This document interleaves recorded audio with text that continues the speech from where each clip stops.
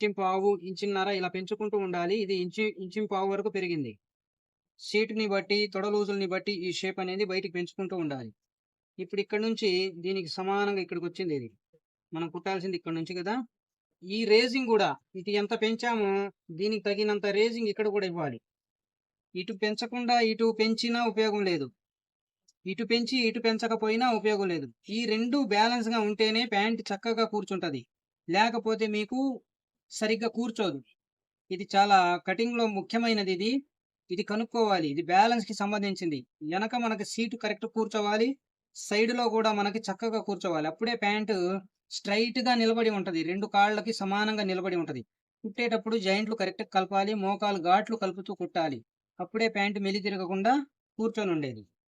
నడుములో 4వ వంతు 10 ఇక్కడ 10 ఇక్కడ నుంచి ఇంచి ముప్పావు పెడదాం. మనం ఫిల్టు ఇంచి పావు వేద్దాం. ఇక్కడ సీటుకొచ్చేసి ఇక్కడ 11 తయారవుతుంది. ఇదంతా మనం టోటల్ రౌండ్ మీద తెచ్చుకోవాలి. సీటు తొడ లూజు 46 ఇక్కడ 23 తయారవుతుంది. 23, 23 46 ఇక్కడ 11 ఇప్పుడు ఇక్కడికొచ్చింది మనకు ఒరిజినల్ ఇది. మనం ఇంకా మరి లూజ్ ఇవ్వాలి. లూజ్ ఇవ్వాలంటే 1 ఇంచి, 3/4 ఇంచి, ఇంచుంపావు ఇలా పెంచుకుంటూ ఉండాలి. ఇప్పుడు దీనికి నేను 1 ఇంచి పెంచాను. 1 ఇంచి ఉంది గ్యాప్.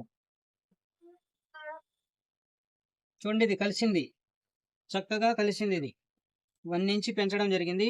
ఇప్పుడు మనం ఇక్కడి నుంచి ఈ జిప్పు ఘాటు కాడ నుంచి 75 డిగ్రీస్‌లో ఒక మార్కింగ్ ఏసి, ఇక్కడ మనకు ఒక బాక్స్ ఆకారం కనబడిద్ది. ఇక్కడి నుంచి ఇలా మనం రౌండ్ షేప్ యాడ్ చేయడానికి మనం ఇక్కడ చూసుకుంటే గమనిస్తే ఒక బాక్స్ ఆకారంలో ఉంటది.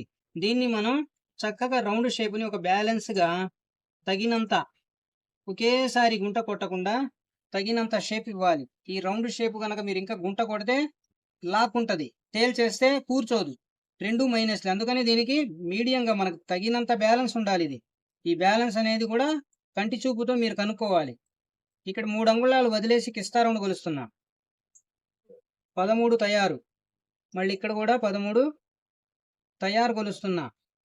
ఇది చూడండి 28 మనకిది ఇప్పుడు 28 వచ్చింది. మనం ఇక్కడ కిస్సాకి రాసుకున్నది 27.5 ప్లస్. 27.5 ప్లస్ అంటే 27.5కి తగ్గకుండా 27.5కి పెరగాలని అర్థం. అంటే ఇది 28 వస్తుంది. ఇది సరిపోతుంది. 27.5కి ప్లస్ పెట్టుకుంటే 28 దాకా పెట్టుకోవచ్చు. ఇప్పుడు మనం ఈ మార్కింగ్‌లో కటింగ్ చేసుకుందాం. ఇక్కడ లైట్‌గా ఎగ్ షేప్ ఇవ్వాలి. డాట్స్ పట్టే చోట. ఇక్కడ మనం డాట్ పడతాం. ఎగ్ షేప్ ఇవ్వకుండా మీరు స్ట్రైట్‌గా కటింగ్ చేస్తే డాట్ లాక్కుంటది కిందకి.